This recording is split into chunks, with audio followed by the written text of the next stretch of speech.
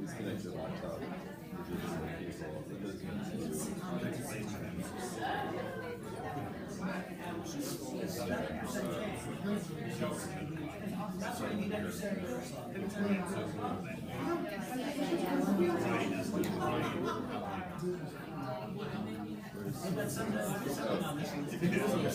Just to keep it being in the world. It says same as for that. Okay.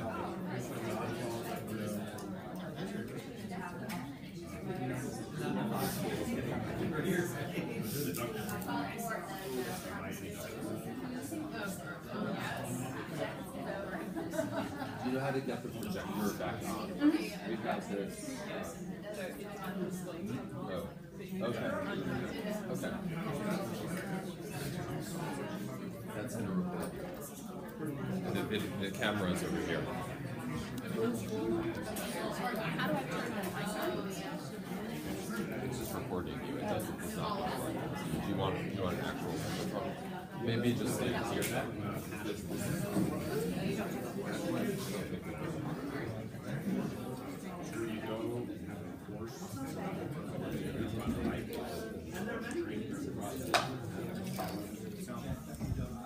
Here. Okay, now we're really going to get started. We've got the screens working. And it's my pleasure to welcome to I3 at UNC, Rebecca Griffiths. Rebecca comes to us from SRI, where she serves as a senior researcher in the Center for Technology and Learning. Rebecca is also a return instructor to I3. Last year, she participated remotely, and I think provoked and inspired our faculty with some of the research that she and her team have been doing, but also that is going on across the country about the efficacy and the impact of online learning. This is a question that comes up all the time when you teach online. There's still a massive bias in our society, even among educated people who should know better, who should know the research, even among our administrators, whose job it is to oversee these programs. There's a bias against online programs. And I think it's important as a faculty member who is overseeing an online course to be intimately familiar with what the research really says, and to let go of some of our preconceived notions and to really understand in a current way what is going on. So Rebecca is going to arm us with some of that knowledge to be prepared to go back to our campuses and engage intelligently with faculty senates, with administrators, most of whom haven't had the benefit of programs like this. And I think she's also going to help us think about what the research means for our own design in our own courses and how we can contribute to the research base as well. So I'll leave it there and I'll let her talk, but I only want to add one caveat, which is that she's feeling a little bit under the weather.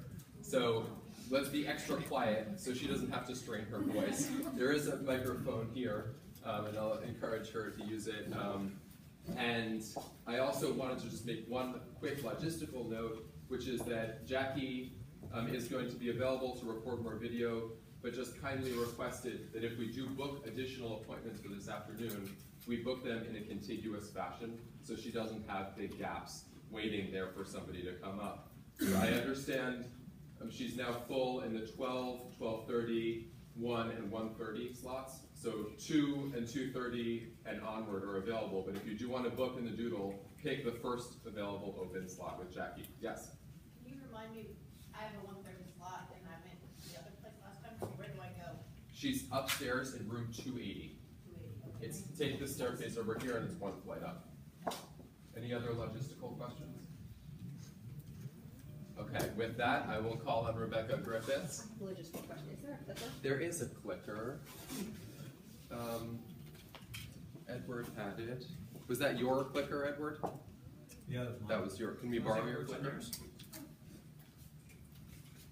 There's one in my gift bag. Well, I'll go ahead and Yellow clicker. Before you start, though, we have to give you the warm I3 welcome.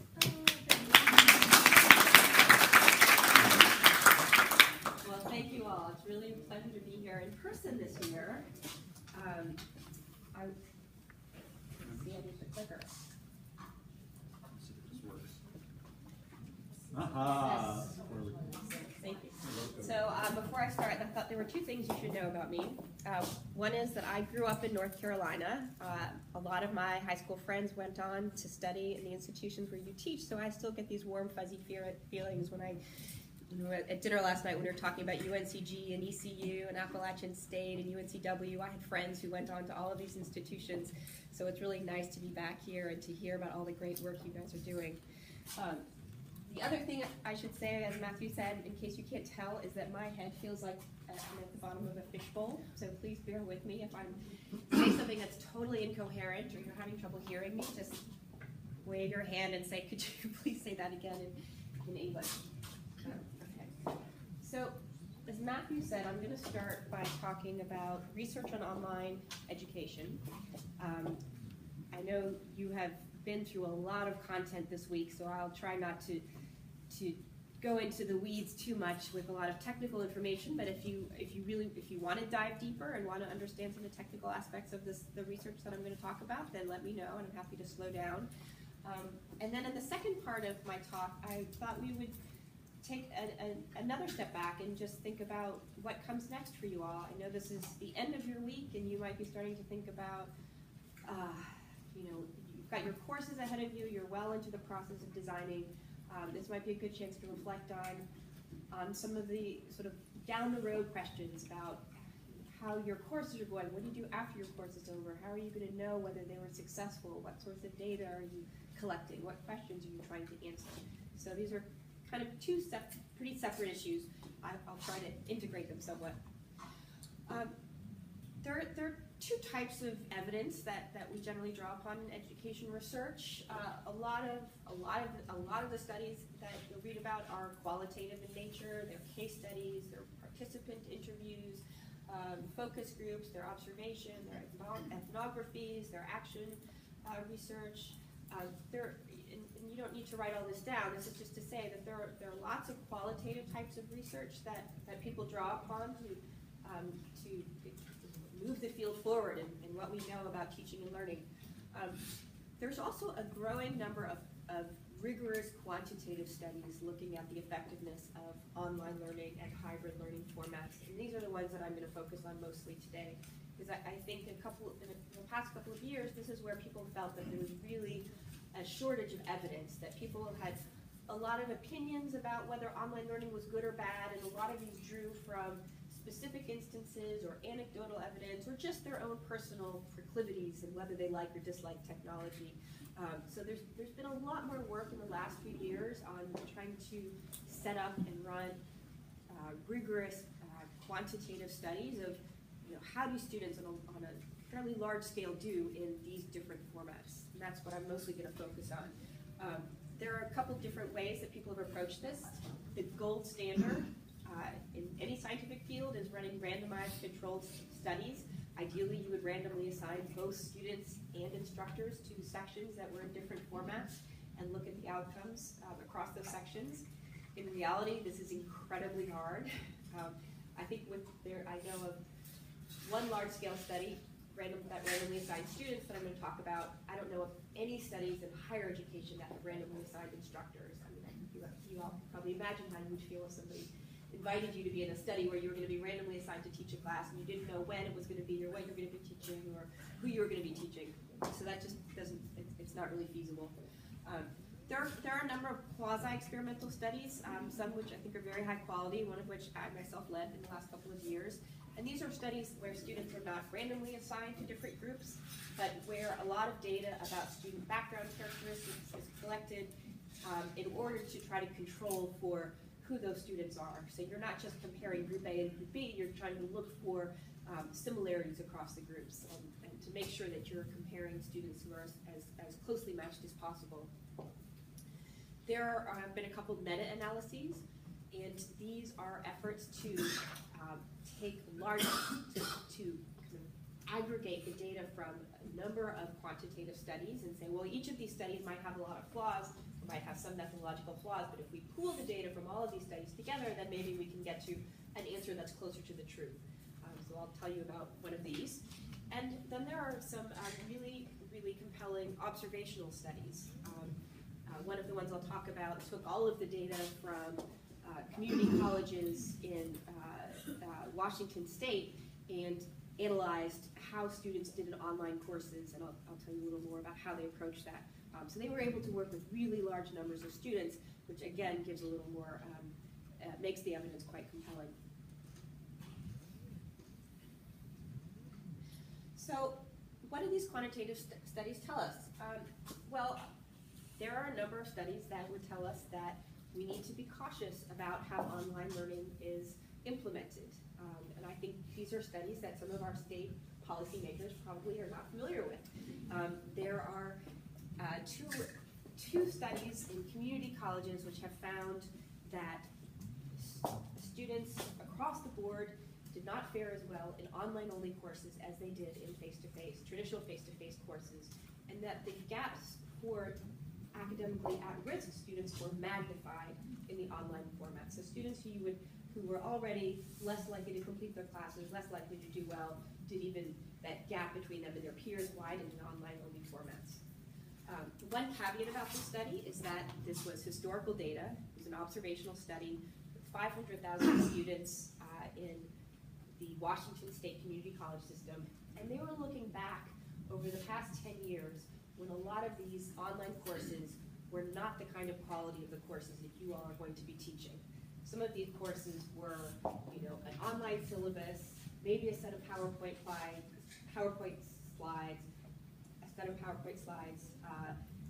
some reading assignments, and a final exam. So when you dig into these studies and look at the quality of the courses that students were taking, in some ways it's not surprising that a lot of students struggled to succeed in those formats. But still, I think this is worth bearing in mind that a poorly designed online course is going to, on average, be a harder challenge for students who are not academically well prepared. There was another study more recently in the California community college system, which arrived at a similar conclusion, that students in online-only courses had lower completion rates and lower grades than students in face-to-face courses. That said, they looked at the same students in both formats, and they found that students who took both online and face-to-face courses actually did slightly better. So the results were a little bit mixed, that if a student was doing an online-only program, then they were less likely to succeed. But if they had a mix of different course formats, then they were more likely to be okay.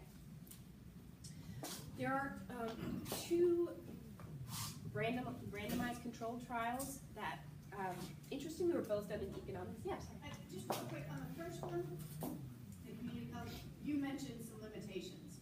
Yes. Did the authors mention those limitations Yes. in the study? Okay. Well, let me think about that.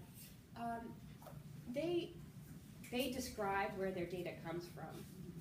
I think they've done separate studies that looked at the quality of online courses in actually different states. And in that study, they sort of made the observation that these courses were not all up to the standard of quality that people might think or that you would hope for.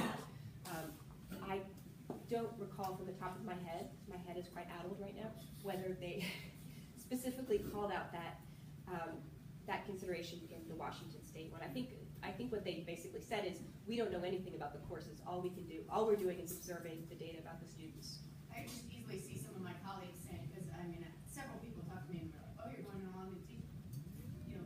That's the death of us as professors. I can't believe you're buying into this, and and so they read that study and they're like, see, this is, and they can get behind something with such a large N. But so I wonder if the authors would at least address it as a limitation, then they might be drawn there quicker. Yeah, it's a good question. I have to go back and look at the specific narrative in that study. There have been a couple random experiments in economics courses. There seems to be a pattern that economics professors like to run experiments on their own students. So I guess this is helpful because when they're teaching large courses with multiple sections, then they actually have the ability to set up these experiments and run them pretty well because this is sort of in their social science domain. The first of these also found that academically at-risk students did slightly worse in the online-only format. In the blended format, the results were pretty close to the same. In another experiment that was run by a group of professors in a university in Florida, they found that Hispanic male students had a lower performance in online-only versions of the course, but that other students were pretty much the same. So these are just some studies that suggest that some caution is warranted in thinking about when this format is appropriate and who it's appropriate for. There are a number of other studies that provide more sort of more positive evidence of how students fare in these courses. So these are mostly in hybrid courses where students had a blend of face-to-face time and online instruction. And I believe some of you are teaching hybrid courses, is that right? So how many of you are teaching hybrid? 1, 2, 3, 4. So quite a few of you. And do your courses have the normal amount of face-to-face time for a course, or do they have reduced face-to-face? They have reduced face-to-face. So that's the case for most of these. The first one, Bill Bowen, who is a former colleague of both Matthew and I at Ithaca, ran a randomized controlled trial of using a statistics course that was developed, an online statistics course developed by Carnegie Mellon in 6 different public universities. There were around 600 students involved, so this was a large scale. And what they found was that the student outcomes were pretty much the same across the hybrid and the traditional format, even though the hybrid format had reduced class time for the students. So that was a somewhat reassuring for faculty who are thinking about trying these new technologies, because there was sort of evidence that these did not do any harm. The other thing they found was that when they delved into the data and looked at subgroups, that they didn't see any evidence that any particular subgroups were harmed by this format, that any particular subgroups did worse in those formats. The second study here was one that I worked on where we used 2 types of interactive online learning platforms in hybrid courses. One was another online learning initiative course from Carnegie Mellon, in this case biology. And we also used a set of MOOCs, which was somewhat controversial, as you can imagine. We started the study in 2012. We wanted to study the use of interactive online learning materials in hybrid formats to see, can faculty take advantage of existing available online materials to enhance their courses, and what would be the impact on students. At that time, MOOCs were sort of sucking all the oxygen out of the room, and it seemed like, well, there's a ton of money going into these online courses, and we kind of know that they are not benefiting the students that are being taught in our public universities, the sort of traditional mainstream American students. So what happens if we take that MOOC content and try to integrate it into these classroom-based courses? Is there any benefit for them? Can we see any positive effects of doing this? So we ran quasi-experimental studies using these 2 platforms across 7 courses, 4 of those using MOOCs, and I'll come back to the data on that. There are a couple other studies. The National Center for Academic Transformation ran a large program called Changing the Equation, where they did implementations using various types of technology on 32 campuses. The results of that were modestly positive. There is a Department of Education commissioned a meta-analysis, which was done by some of my new colleagues at SRI, Barbara Means, where they aggregated the data from a large number of studies of online versus face-to-face instruction to see whether they could see evidence of whether online learning across all of these studies was net producing better or worse outcomes. And their finding was that there was no difference. So across around 50 studies, they found on average there was no difference between the performance of students in online courses versus face-to-face. There are some methodological flaws with this as well. A lot of those studies they were predominantly in medical fields. Most of them were not full semester. There was a mix of K through 12 and higher education. They were mostly post-secondary. So the data that they were able to find to use in this meta-analysis may not be representative of the kinds of courses you were teaching. Nonetheless, on average, they did not find any evidence of harm. Lastly, there was recently a review that the Gates Foundation conducted of its own courseware projects. So these are initiatives that the Gates Foundation has supported over the last 5 years that were using digital technologies in mostly lower division or developmental math and English programs. And they wanted to see whether they're, on average, whether these programs were having a positive effect.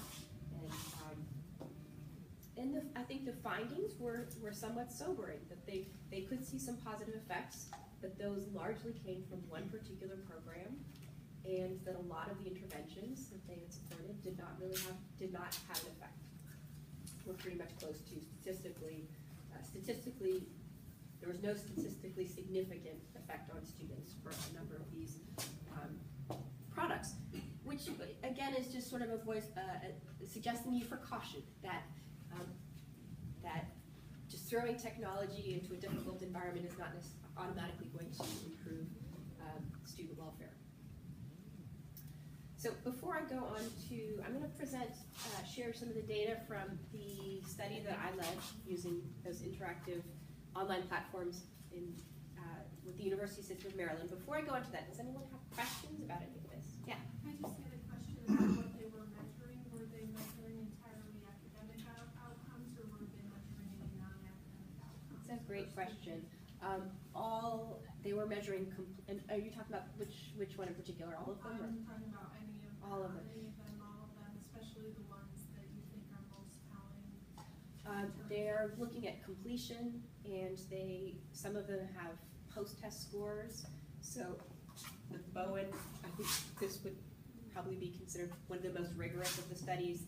They used 2 types of post-test scores. One was standardized. Right. They used a standardized statistics test called CHAOS, which is a sort of nationwide assessment. And then they also looked at course grades, I think. I can't remember if they used other exam scores. But all of these were looking at more standardized assessments. So completions, grades, test scores. None of them were looking at non-cognitive outcomes or other sort of socio-emotional effects. You said they weren't. They were not, although both the Bowen study and the study that I ran, we did surveys of students to learn what the student experience was like and how they felt about the courseware, or how they felt about this learning experience, and I'll share that in a minute as well. So that was more about student satisfaction and social development, psychological development, personal development. Yes, I don't believe any of these looked at those kinds of effects. I'm excited because that's what I read. That's great. I think there's a lot of interest in getting a better understanding of what you're talking about. Anything else? So this is the randomized controlled trial. This is just to show the actual figures from the study using statistics. And as you can see here, they use the CHAOS is the standardized national test of statistical knowledge, and there's virtually no impact on, no difference between the traditionally taught students and the hybrid students. There was a slightly higher completion rate and pass rate, but I don't believe either of those was statistically significant. So this was using a high-quality online course developed by Carnegie Mellon across 600 students in a lot of different settings in public universities with reduced face-to-face time. Yeah. I assume since CMU developed the course, it's probably relatively more challenging. So, which universities do they choose, and how do the students differentiate? Yeah, that's also a great question. It designed necessarily for Carnegie Mellon students. I think when they designed these online courses, it was with the expectation that these were going to be used much more broadly. That said, this was a big challenge with the MOOCs that we tested. That the MOOCs were designed by Rice professors with their, based on sort of their level that they're used to teaching on. And when we tried embedding those in a different environment, the first iteration of one of them didn't go very well because the students, I mean, they didn't have the basic vocabulary that the MOOC professors were using.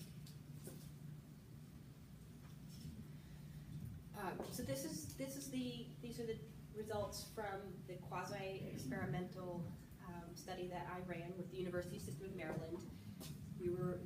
This was run in 7 courses, a mix of different disciplines. So in this case, we looked at, okay, so we found in the previous study with the randomized controlled trial that we had a finding of no difference for one course on one platform across all of these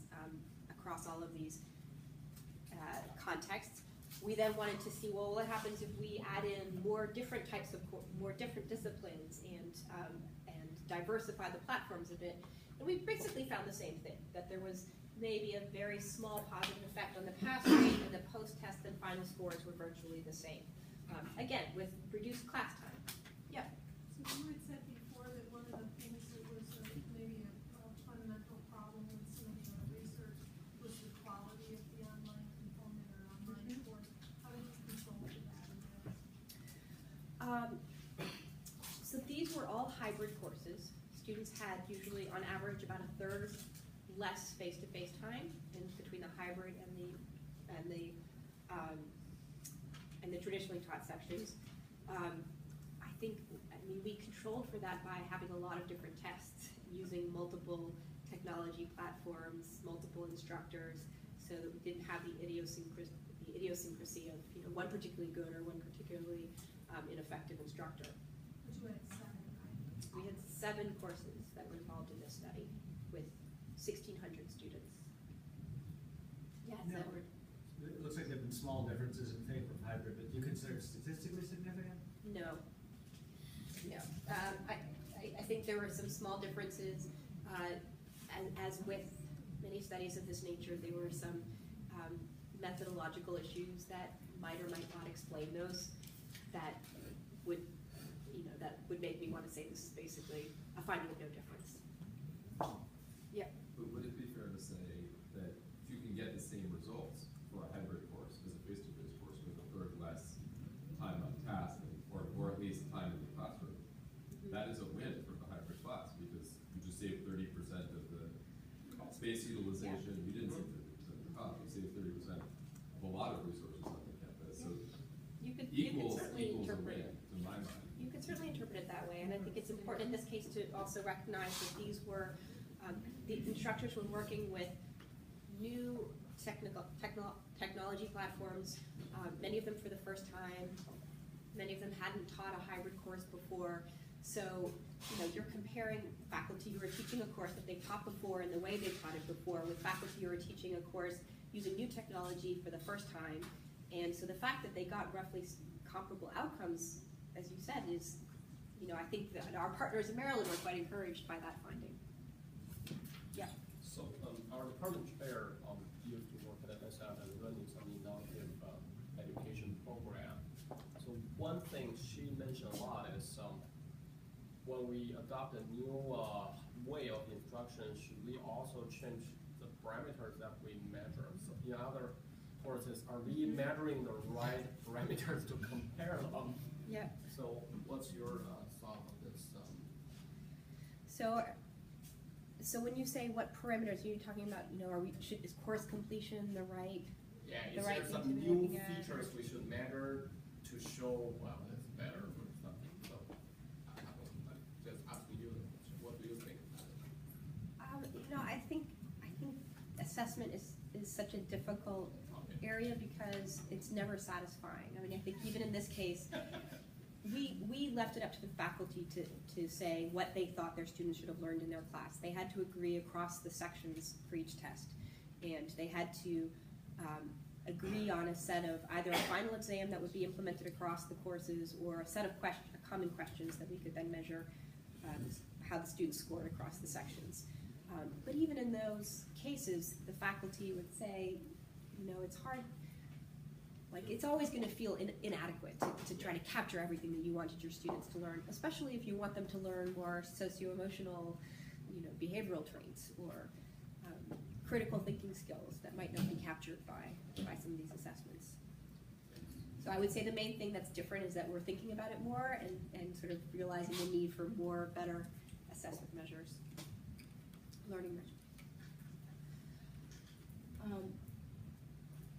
The other finding from this study, which was similar to the, what Bowen et al. Found in their randomized control trial, was that we didn't see any evidence of harm to any particular student subgroups. So when we looked at students who were first generation, who came from different income brackets, first year versus non-first year students, students with different ranges of SAT scores, didn't include it here, but we had underrepresented minorities. We didn't see any evidence of harm. So some of the disparities that we saw in the online format in community colleges, we did not see replicated in this environment with this approach. So that's another finding that was encouraging. Yeah. Sorry? In the hybrid approach. In the hybrid approach, yeah. On the other hand, getting at the student satisfaction, the students liked the hybrid format less. So looking across, this is just a few of the questions we asked them, they gave their hybrid sections overall lower ratings than the traditional courses. They felt that I think the difference in whether raising interest was not statistically significant. They felt that they learned less, even though their outcomes did not back that up. And they found the hybrid courses slightly more difficult. Yep. Did you measure, sometimes people measure different forms of engagements, like, or presence, like social presence of the instructor. Did you try and look at those at all? Because if the social presence wasn't there, that could impact the satisfaction.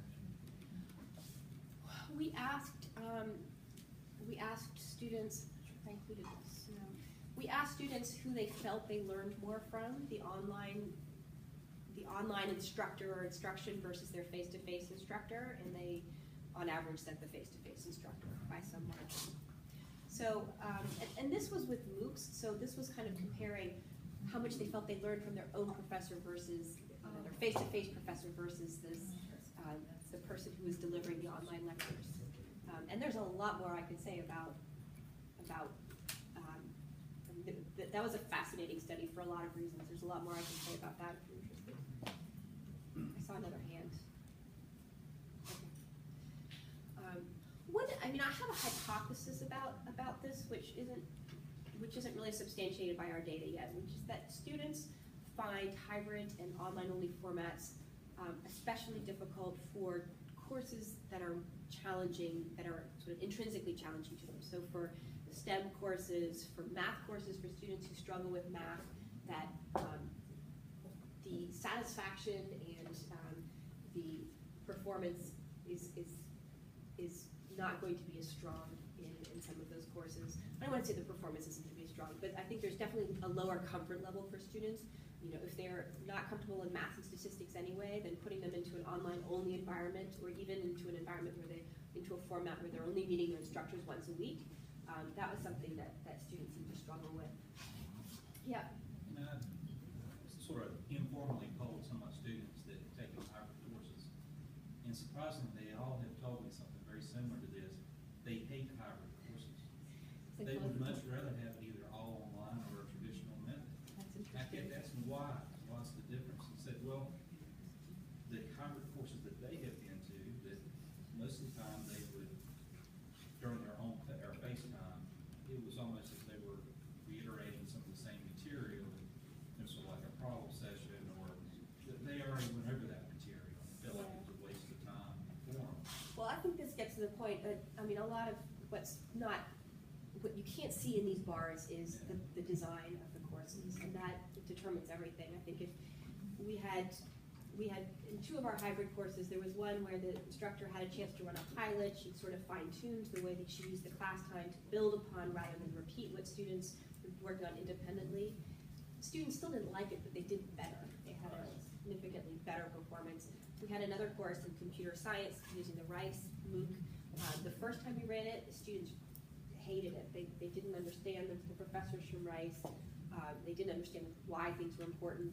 In the second iteration, the professor just switched the sequence of the course so that students had more of they learned some of the fundamental concepts first, and then they were introduced to the MOOC, and that time the students loved it. So, some of it comes down to personal preference, but I think a lot of it is good design and making sure that the face-to-face component is really additive and is an enhancement of what students are working on independently. Yeah. So I do teach a lot of and I'll talk to my students, and one thing that I've noticed is that my undergraduate students that are coming directly from high school into college, don't like the online classes.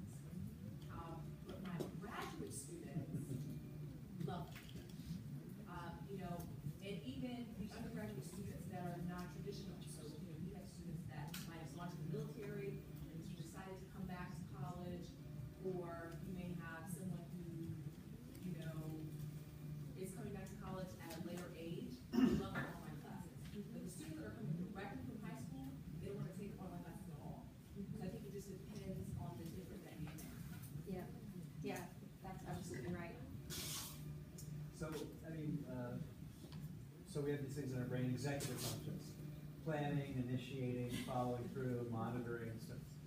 That stuff isn't finished until the end of your 20s. Your brain is still developing those. So, not surprisingly, freshmen, just sometimes showing up to class and, for us, a little later in life, sometimes like these things down a little better. Well, and there could be a shift also in this thinking as we progress, because ironically during lunch yesterday, I was talking to my old babysitter who's here at UNCW, and she got through her high school in 3 years by taking online classes. She started here. She hated her high school online classes. They were those not very fun online classes. Yeah. She's loving her online class here at UNCW. That was really fun to hear. But there are these students who have motivation or able to different generations coming up here that have done different high school experiences. Yeah. I think there are it's a lot. I'll have more question about this, but I think there is a question for institutions of maybe online learning, maybe online courses aren't for everyone, and some institutions have criteria that students have to meet in order to be eligible to take online courses. They have to have a certain GPA. They have to go through a training program or some sort of an orientation before they're allowed to enroll in online courses. That seems like maybe it's not a bad idea, unless there's a really compelling reason why a student cannot attend a face-to-face course. Yeah. So your point is really relevant to the program I teach at UNCW, in that we are entirely online. It's clinical research, teaching how to do clinical trials and such for. The BS program isn't completely online, but the students that are already in UNCW have had 2 years of traditional courses, often online, but often in live, and then transition to this online format. Anecdotally, we're finding some of the same things that you're showing up here. And even some of our best students, one of my best students, repeatedly would tell me that online format is a terrible thing for her, and she really struggles with it, even though she was one of our best students.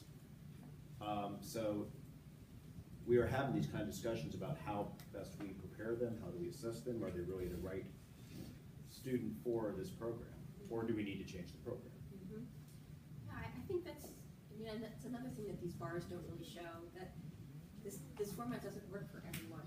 Right. And I think there's some interesting research from Columbia College Research Center that looked at why students take online courses. As you would expect, the dominant reason is convenience and flexibility. This is really important for non-traditional students who work full-time and have other responsibilities. There is a small percentage of students who do feel like they learn better in an online-only course, but it was a very small minority, like 3%. One insight I thought was interesting from some adult learners was that they felt less intimidated taking an online course because they've been out of formal education for so long. It was a way to sort of ease back into it without without the performance of coming into a classroom and feeling sort of out of place and gosh, I haven't sat here for 20 years. So there are a lot of individual factors. I think that's especially important for the non-traditionals that are getting their undergraduate degree. Yeah. And they have, maybe they're working, maybe they have kids, or they're just older, there are a lot of factors, but online, you must have, depend on how they introduce themselves, but they have some, you don't have to worry about that baggage, I guess, Yeah. going in. Yeah. Oh, so many hands, it's great. Yeah. Is there a result to show that more senior students, higher level students, age more mature, better self-disciplined students do better for online courses? Because the hormones start Yeah. degrade, you can see tighter. We didn't see that in our research. When we looked at first year versus non-first year, and that didn't show up. In the CCRC study of Washington State, students, I think younger male underrepresented minorities didn't do worse. They sort of lumped some of those subgroups together, so I don't know what the age alone, how much of an effect that had. Okay, thank you. I think it's trying to find you. I just wanted to point out, since you mentioned Columbia College, that they have a grade is online learning for me. I just pulled it up so I could remember. And they actually have a quiz on it that the students can take. And so that may be something that helps with data later, is if students who are not really, able to do online classes for whatever reason, if they self-select out of them, then maybe we'll have cleaner data later. I don't mean to sound impersonal or anything about, kind of self-select yourself out so my feed is cleaner. But I think it's a great tool, and I hope that App State does something like that. It's on their website if anybody wants to explore that. Yeah. I was thinking maybe, one thing that could be involved is like the more difficult to measure values and beliefs of what learning is. Because this semester I taught, and it was a face-to-face class, not an online class, but it was juniors and seniors. And while the evaluations were overall positive, we covered all the chapters, we had quizzes, but we didn't have exams. And we had a lot of applied sort of activities that we did. And one student said, what was the point of having a textbook if we weren't gonna have exams? Because we covered all the chapters. So it made me think of the disconnect between, she didn't feel like she needed the book or learned maybe because we didn't have exams. So I wonder if, because she valued that as if you don't have an exam, then it's not really a class, it's not really learning, so.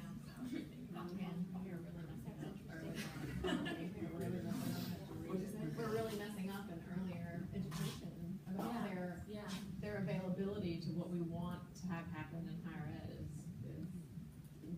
we as a system are stunting them, I think. Yeah. And it's not their fault. Yeah, I mean, one sort of cynical way to interpret some of these results, especially for the blended, the hybrid formats, is that students kind of decide what grade they want to get and work backward from there. And they do exactly as much as they need to do to accomplish the score or the grade. But I don't know, I mean, that's total speculation. So, some general observations from these studies. I think, there is some compelling evidence that suggests that community college students, especially those who are at risk, don't do as well in online-only formats. The studies show that this is true across the board, but particularly for the academically at-risk students. However, these studies are backward-looking, so they don't take into account how much better these courses are getting. And so I don't think we should sort of assume that this is set in stone. It does raise an interesting access question, because I think a lot of the policy justification for investing in online education is that it increases access for students who have to work full-time and are not able to go to full-time residential institution. So I think we just need to question if those students are young, immature, not very well organized. Is this really serving their interests? You're giving them access in a very sort of superficial way to an education, but there's a good chance it's not really meeting their needs. we've been hearing, we saw across these studies that students still tend to prefer their face-to-face instruction. Again, it's an individual. I mean, there's a lot of individual variation within that. Some students are really comfortable in the online format, but the feedback that we've seen in our research shows that they really value the relationships that they have with their faculty. The other thing I would say is that I think we really need to move beyond some of these generalizations. So I've started trying to think about how these studies fit into how they fit into different sectors, how they fit into different disciplinary categories. Like I said, the economists really like to run experiments on their students, so we've got a pretty good, we've got some good data on economics. I haven't seen as much in the sciences. There's quite a lot of research now on lower division math and developmental math, so I think we're starting to get a much clearer sense of how technology can be used to enhance those kinds of programs. And then we have some of these studies that have tried to look kind of at a higher level across disciplines and get a sense of what the big picture is. But I think those miss a lot of those nuances. And I think they also miss some of the qualitative benefits that are really important. The convenience and flexibility for students and faculty is, in some ways immeasurable, because there are students for whom face-to-face is simply not an option. And then the access is a real benefit. We are, as an aside, with my former employer, Ithaca, I'm still running a study with a group of faculty from liberal arts colleges and the Consortium for Independent Colleges, who are experimenting with creating online and hybrid upper division humanities courses. These are people coming from institutions that are deeply skeptical of online learning, and this is really venturing into new territory for them. And I think a lot of them, some of them would say that they've actually had they've just run the first round of their pilots. Some of them actually had wonderful experiences. They said they felt like their students learned more in the online format than they've seen them in traditional face-to-face courses. For others, I think it's more like this isn't a replacement for face-to-face courses, but there are practical reasons why we should be doing this that don't mean that it's better or necessarily even as good in some cases or for some students. But what we're doing now for liberal arts colleges in particularly may not be affordable. We're looking at upper division humanities courses with those institutions because there's a sense that they cannot afford to provide a robust selection of very specialized upper division courses. By putting these online and making them available to other liberal arts colleges, this may be a way to give students experiences they couldn't otherwise have. So there's a real practical reason to be doing this that goes beyond just whether you think it's as good or not. There are students who do prefer learning in this format. I think you've probably heard this through the week that the introduction of online learning into universities has triggered an enormous amount of professional development for faculty and much more attention to pedagogy and to what makes for effective teaching, as you all are experiencing this week, than we saw before people started thinking about how to teach online. And I think it's been beneficial both in the way that it forces sort of the rethinking of what it is, what do you want your students to learn, what are you hoping they'll come away with. It also provides all these fun new toys that you can incorporate into your instruction and sort of think, well, here, maybe I can try this new instructional approach because now I can incorporate a digital humanities database and have students doing research from this online resource that was something they couldn't have done before. Or by putting my lectures online, that gives me the flexibility or frees up time for students to go off and do this experiential learning they couldn't have done before.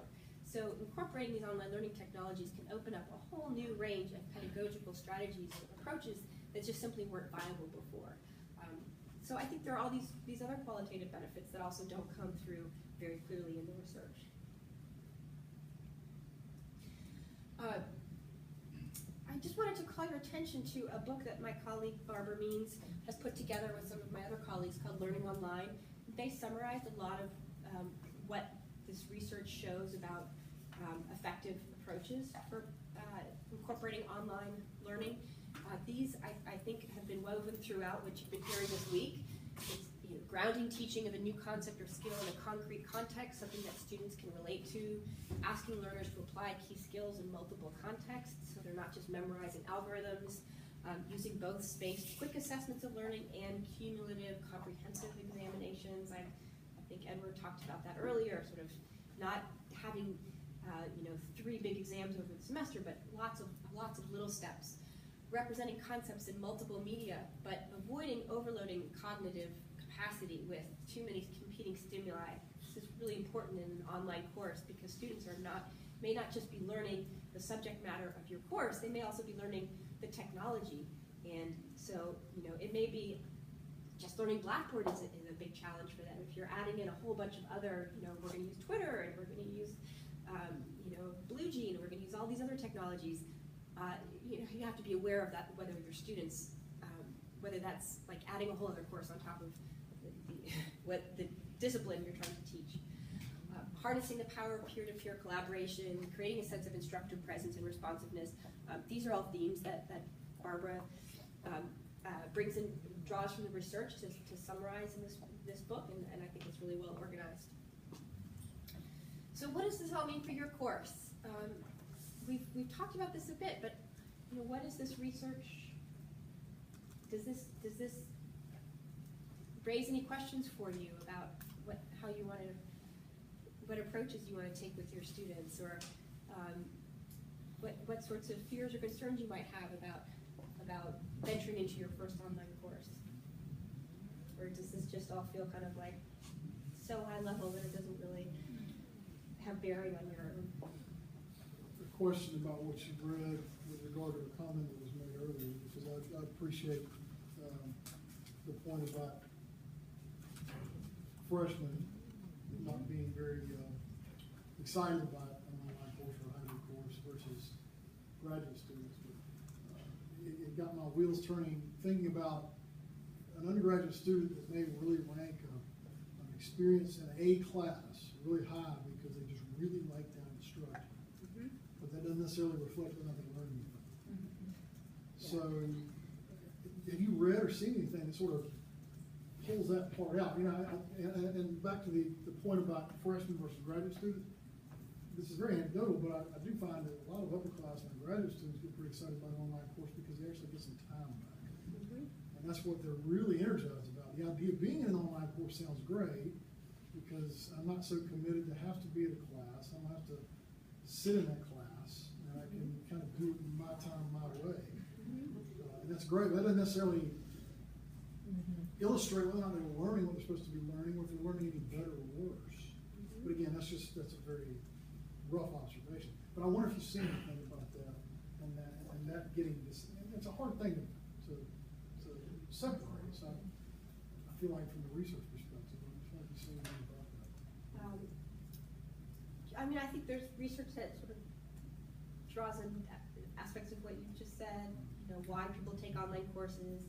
The convenience and the flexibility is such an important factor for a lot of people, especially for non-traditional students or students with responsibilities outside of school. One of the studies I cited had an interesting finding that students were asked initially what their feelings were about hybrid education, and then after the course what their feelings were, and they liked it less than they thought they would. So they went into the hybrid format thinking that this is great because I only have to go to class once a week. And this is undergraduates. This was the University of Connecticut? No, this was the other one. This was Baruch College. They went into it thinking I only have to go to class once a day, and then at the end they gave it a lower rating because they felt like it's more work. And I think that's a theme you hear all the time, that students feel like online courses are more work for them. And so do faculty. And faculty as well. I hear my colleagues who do both, and I'm not there yet, but I will be, and they just said it's an awful lot of work. Yeah, which might say something about our face-to-face experiences too. Like maybe we think that we're being rigorous in a way that maybe we're not really being, or to me, the sort sort of takeaway is about just how thoughtful we need to be in doing all of this, and how many variables really do influence their experience and our understanding of their experience. So it's complicated.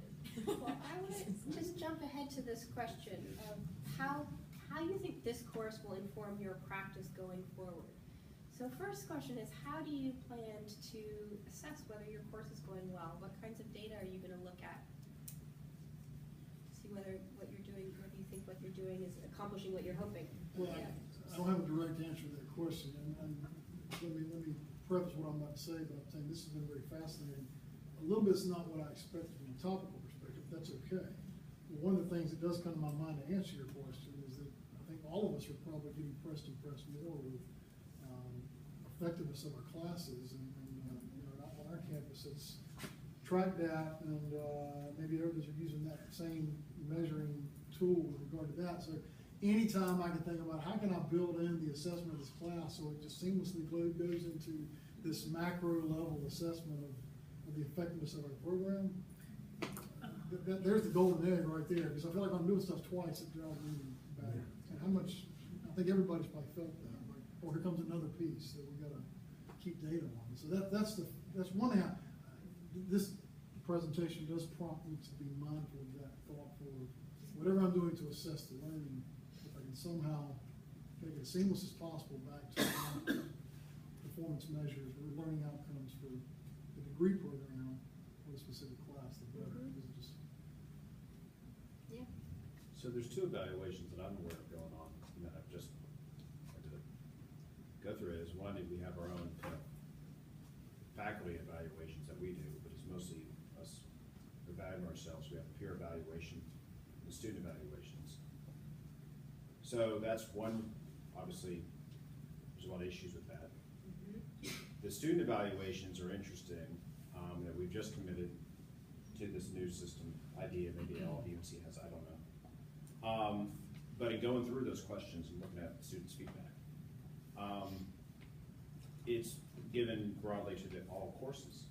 So there's questions that students rate low because they're not even applicable to an online environment. And so we're not even assessing, we're not even asking them the questions. And then it's penalizing an online course. It's like, how do you feel about your interaction with your professor?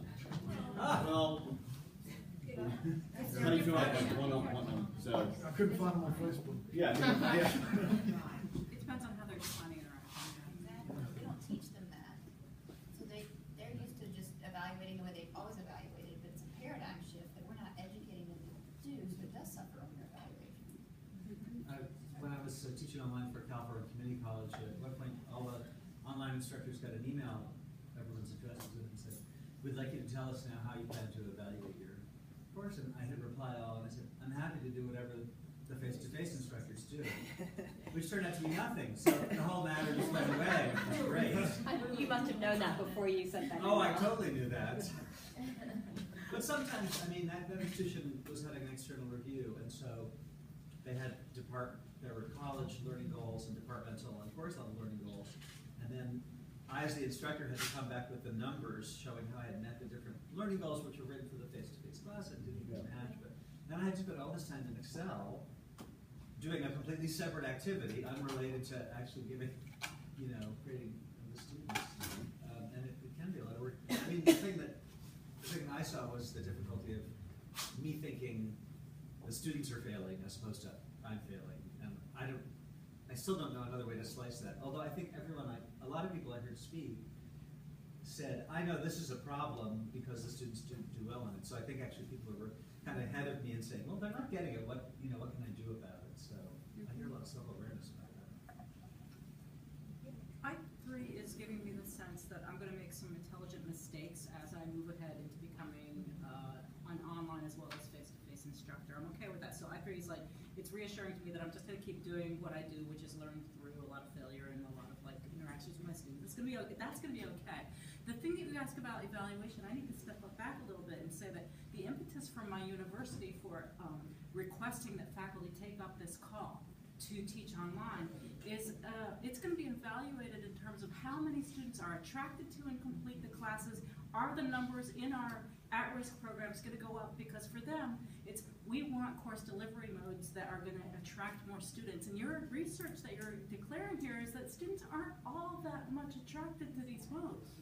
Or they may be attracted to them, but not aware of their own ability to succeed in them. Which may mean they sign up but they don't pass, and that's gonna be a problem for our university as well. Okay, just Yeah. going there. Well, Which and brings I up think that point you made earlier about sort of having students take an inventory of particular, you know, this is, if you're doing these things, then maybe you're ready to do this class, or. Yeah. And a lot of those instruments are online. If you search online readiness questionnaire or quiz or something, there's a whole bunch of them that are kind of out there. So you could give them, we've shifted topic a little bit, but you could at the beginning give them that assessment and then kind of discuss the results. I used to ask the students at the beginning when they self-introduce, were I taking this course and were I taking it online? And you often got the wonderful answer, well, I'm taking it online because I don't have time to take a college course. Well, but having us take one of those online things might just also breed a certain self-awareness. Right. Yeah. Oh, right, I'm gonna have to be on top of my own schedule. Or I will get reminders, but there's just gonna be that one reminder. It's probably helpful to do some upfront expectation setting, that, you know, some students sign up for online courses because they expect them to be easier, and to just say upfront, this is not gonna be easier, it's probably gonna be more work for you, so just make sure that you're prepared for that. Yeah.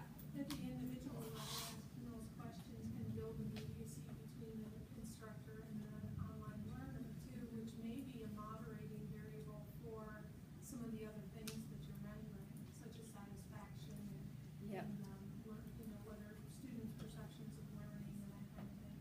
But I have to say, you know, I was saying I wish we could use something like that at app, but I have to say, you know, and I'll tell all of you because I know you won't tell everyone else, there's a lot of resistance to this, not just at my institution, but others, because the movement towards online classes is part of a business model.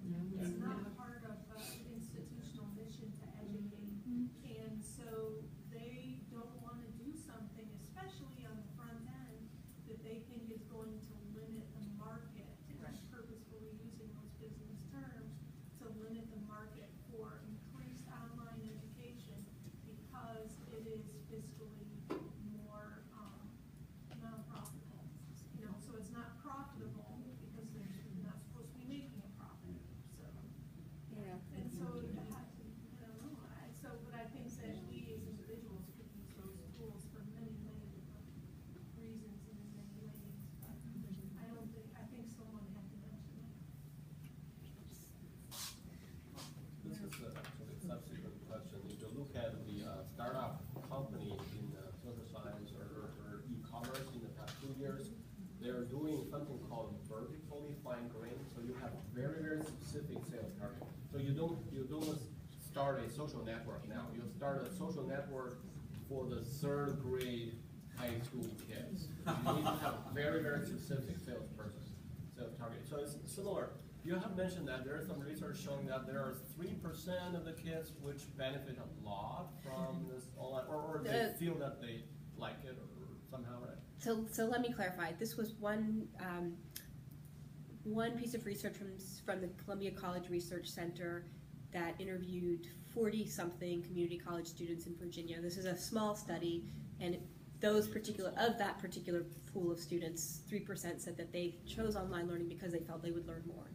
So the reason is that I think with all the MOOC platforms, now we have enough data to profile the students, and we can figure out who will actually succeed in these online courses, and we are going to target them specifically. It's probably a low percentage, 3-5%, but consider the everybody needs some education, so it's still a large enough market. I mean, the problem with, I think the challenge with MOOCs, people are very excited about all the data that we're going to get from MOOCs, and I'm sure that is going to be very valuable. The problem is that the people who take MOOCs are usually already educated. A lot of them are international. A lot of them have, you know, advanced degrees.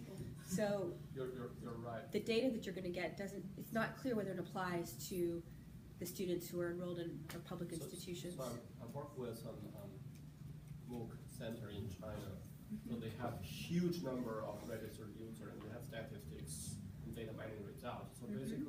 younger people in more developed area has better educational background will have a better chance to succeed in this MOOC. So basically, it totally eliminates the original purpose of MOOC, which is want to bring the education to poor zones, not educated people, blah, blah, blah, so. There was this one student from Mongolia, so I have to share this. There was the first MIT edX course was very excited that they had this one high school student from Mongolia who did really well on the engineering course, and they thought, this was a demonstration that MOOCs could be used to educate the world. Well, this student has both parents are PhDs, and this is not a typical high school student. Yeah, I mean, I think that what it seems to me, and this is straying into personal reflection, that MOOCs work great for students who bring 100% of the motivation, but most students need the instructor to meet them part way or most of the way or something. They're not coming to a course with 100% of the. I mean, to be honest, the real driver of MOOCs, and frankly is the driver of a lot of the technology sector, and I think is what Lynn already brought up. The technology sector exists in a lot of ways to try and drive cost out of the system and shift costs from whatever's going on into a cheaper, more efficient platform and cut people out of the system. So that's what a MOOC was. We wanted to cut out instructors and have one instructor to gazillions of people. It's what, I mean, we can sit there and giggle about it, but that's exactly what it was. And what we found is, oh wait, the product we put out is then really crappy at doing it. Because guess what? There's a lot more to education, like we all have already said. So I think that, some of these the good thing is that we're all here trying to figure that out. Like, it's not necessarily about using technology as a cost reducer, but using technology as a facilitator of learning, and that's always where it should have been. Yeah. Well, I think just to add to that, I mean, I think there are a lot of different reasons that people are excited about MOOCs. That was certainly one of them. I think the issue is that, thinking about Edwards, I think this was one of the charts you showed that like the ideal in learning is one-to-one. You're sitting with a teacher under a tree and just having a Socratic dialogue, and then the next best is 1 in 30, and then there's where we are now, which is more like 1 in 300. Even the 1 in 30 it's not clear that it's affordable to do everything the way that we want to do it. The ideal scenario for higher education is not affordable. So the question is, can you take some of the costs out of the system in some places by using technology to replace activities that don't need to be done by instructors or that could adequately be done through machine-guided learning? Can you even use technology to give students learning opportunities that wouldn't be practical for even a one-to-one instructor to do? An instructor doesn't want to sit there and grade 600 math problems one after another that are kind of identical. So it is looking at it as an enhancement. There is also a practical reality that the status quo is not working. Well, okay, but then we're going to get into a cost discussion. Okay, all right, let's not go there. Because honestly, we had this discussion already, right? There's also universities that are putting in lazy rivers and water theme parks on their campus. So that's driving some of the costs of higher education too. So you need a much more nuanced discussion of cost when you talk about these things. Agreed. Yeah. So I just wanted to say two things. One of them is that when we talk about, again, that cost of higher education, what's being built into that cost is really important. And I study communication, and so looking at the digital divide, people are talking about, oh, the digital divide is narrowing. So it's not just about cost for universities, it's cost for students and its ability for students. Because I would argue, as someone who reads that research and does intercultural communication that includes that, that it's not narrowing, it's actually deepening. Yeah. And so, we're not reaching, when you were talking earlier about the China example and how you're not educating that person who's in a lower socioeconomic setting in the country, that they're probably not going to be able to do a MOOC. They're not going to be able to do online learning. They don't have the internet. They don't have the computer. They haven't learned how to use it. And so, and how a lot of students are learning how to use computers, they are not generalizing from their personal life to their academic life. And so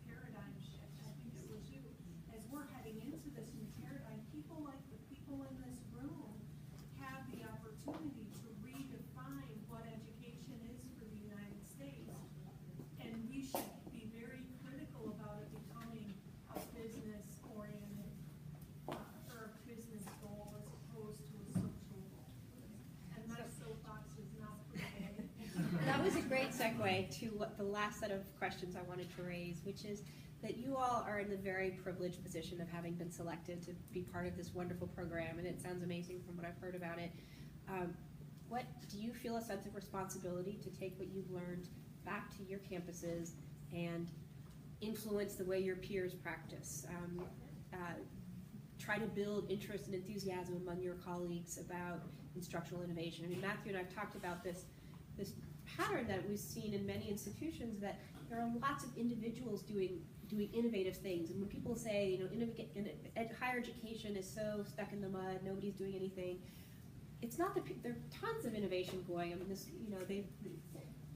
there are people all over the place trying new things and flipping their classrooms and blending and doing things. The problem is that what's learned often doesn't spread from that individual to the department, to the school, to the program, and there's this constant question of how do you marry the top-down strategic initiatives to do more with technology with the people who are working at the grassroots level actually trying and experimenting and coming up with great ideas. I imagine that you all feel like you're more of the people working on the grassroots level, creating innovative new ideas for your courses. How do you feel a responsibility to try to spread that excitement or that interest to your colleagues? Do you have any ideas how you're going to go about it? Who wants to take that on? Yeah. Simple design placement. So I'm on the steering committee for a digital humanities initiative on the campus, and we just made the whole mission statement, and it's going to be a minor. So, but helping, I think, traditional classroom teachers realize that inserting one component of a digital humanities skill into that course can actually be a building block for, for students' kind of innovation in their own humanities fields in the future, and as well as online teaching. You know what I mean? That it's not an either-or situation, that you can have this more fluid model. So I think that putting it on the ground where you serve on that committee that is looking at learning goals or something more broadly, and trying to make it more approachable to somebody who's not necessarily open-minded to online teaching. I think it's a really concrete goal. Yeah, great idea. Good point. Yeah. Meg and I are serving as a team, so David and everybody else in here knows that. But we're already making plans and making notes. We're in the faculty development, and so we're going to put together some faculty development programs to help hopefully thread some of these things into our program. She's asking around the I feel like I really disseminate. We've been talking about that all the time. Part of the team here. So, but we're going to look at that and maybe even some statewide incentives with nursing too. That's great. Yeah. And I just have a question for everybody, especially you guys who just said that you're doing this, because before I even considered leaving, our Center for Teaching and Learning and some of its fellows and some other people said, oh, well, you can come back and do these kind of workshops. In my field in intercultural communication, I am very critical of people who go to a one-week conference and then come back and think that they can do this kind of presentation. And so I don't know how, I mean, I want to disseminate my excitement and all of those things, but in terms of doing a workshop, if anything, this has proven to me how little I know and how inadequate that workshop would be. We say this is what we, and you just have to start. So we were thinking lessons learned. Yeah, Period. lessons learned. And even just the tools alone, our faculty have no idea of the tools, or at least how to critique which tool to pick to play with, and to feel comfortable and to step out of your box and at least try something. But we are actually paralyzed. We are paralyzed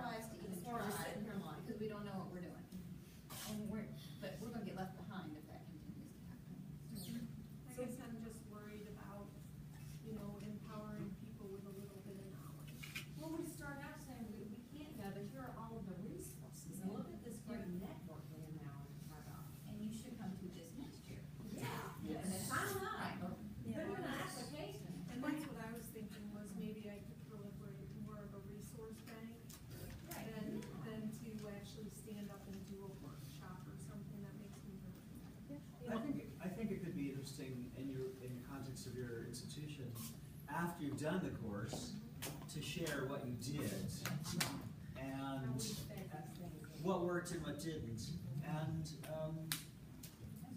to talk about it also in terms of face-to-face instruction. I mean, if you're doing purely online, if you're doing blended, you know, the thing I was trying to emphasize is it's teaching, it's learning.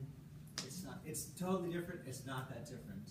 And so I think it could be useful for instructors who are purely face-to-face, even just to see what an online course looks like and hear someone talk about the thought and the care that went into making it, so they could feel a little bit more sense of connection of like, oh, this is, well, I don't want to do that because it's too much work.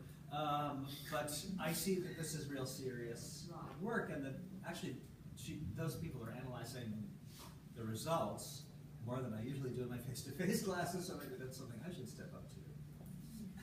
Well, yeah, I think there's some lessons learned that I would take back and say, one of the reasons to come here is, I think, like we've said before, some professors might kind of put off this idea that it is an online class. You're going to go and you're going to develop an online class, but frankly, I think, particularly, Lynn and I have talked quite a bit that it's really gotten us rethinking how we do face-to-face classes, how we've constructed curriculum even above just the individual classes. So everything from the little minute details on what's an assignment accomplishing for me to, gosh, how do I put students through a program and a curriculum needs to be kind of thought about. And the nice thing about coming here is none of us would have taken a week from Sunday to Sunday, from 9 to 5, and put that many hours in on developing any of our classes for this fall, and to do it this way. Unless you were kind of isolated here. I should say, that makes it sound bad, but unless you were, I mean, I had to come off the mountain and drive across the state to get here, so, you know what I mean? But like, it really took you out of your element and said, okay, you're gonna really kind of focus your time on this, so. I think that's one of the great things. Sorry, you've had your hand up for a That's while. okay. No, I think it's intentional thinking about quality of what we are doing, which sometimes is online, sometimes it's hybrid, and sometimes it's face-to-face. And I think to sort of the point about feeling like there's, not sure where to go or feeling sort of overwhelmed with it, I think the part of the value of this is just having the conversation. And it may be that the conversation is not even being had at your institution or among your colleagues or in your college. So maybe the first step is just starting the discussion about online education and what we're doing and how do we be intentional and how do we pay attention to quality, and that may be just the first step. Yep. Well, it also, I think it goes back to the babysitter analogy of, our students the research is going to change because the mode of reaching students is changing. Our students also are very discriminatory about what technology they want and is effective to them. They're really good at saying this works and this doesn't work. So we go back with these ideas. We know that there's this gulf that is forming. That lecture, the whole lecture thing just doesn't really work anymore. And we still have lots of instructors that's their sole mode of throwing information, which is bouncing right back at them. So I think the thoughtfulness of what we choose to use and having choices is important, because most of our instructors just don't know where to start. It's finding one thing that works and trying to implement that one thing that we know works thoughtfully, in a place where it's appropriate to make it work, so that we don't have, I can see everybody going back and being very excited about technology, and then some older faculty member that's less tech savvy just tries something and says, oh, it doesn't work, and it can fall flat. So keeping that really consistent message that you gotta pick something, but you've gotta pick something that's appropriate for what it is you're trying to do, and watch, if you have that experience to see those students latch onto it, that's what will be transformative. As opposed to, gosh, look at all these tools we have, try one, and I worry that, you try one and it's in the wrong place and it falls flat and then you're done. You go back to what I really know how to do is what I've been trained to do, which is lecture. So I think that consistency of our students already know, we have several online opportunities, they know which ones they're gonna pick. They will not take, I don't wanna smudge the reputation of a department. There's a department that they will not take an online course in. They have heard that that's just, it's not a good online course, and it's not about the workload, it's not effective. So, I mean, I think our students, as they become more familiar with this online education as a mode, which they're experiencing in their high schools. A lot of our students have experienced online educations in their high schools, and they've not been bad experiences. They're gonna be more discriminatory, and then I think our research is gonna change too, as they start to decide, you know, this works for me, this doesn't, and they don't even dawn the door of a MOOC, honestly. Yeah. Rebecca, can I throw in something? Yes. Sure. Just saying that you guys are about to become an alumni cohort, and one of the things we'll ask you on the post-event survey is the ways you want to stay in touch with each other, the ways you want to share this information. We'll also provide opportunities for you all to get together, like at the next I3, or the last year's group, we presented it to conferences. We did 3 check-ins where we shared each other's progress and courses and trials and tribulations, and so we'll ask you what you want to do to stay in touch with each other, to stay in touch with the cohort from last year, and to connect with the network that's coming up in the year after that. So we'll help engineer some of the opportunities Rebecca is asking you to think about. That's great. Yeah. Go. I'll start. You go. What I was gonna say is that, I don't know if there's any other teams of 3 here, but one unique experience for us is we're all from the Berkeley Kindergarten Teacher Education Program at ECU. And so, because we're a group of 3, Barbara's the program coordinator, Ruby and I are just finishing our first year, it gives us a unique opportunity to kind of think about our program, and having almost half the faculty here is building the capacity. So that's one thing we've been talking about. That's great. And we've had a commitment since 2002 that we've had a cohort of BK students online. And so we've been doing it for a long time.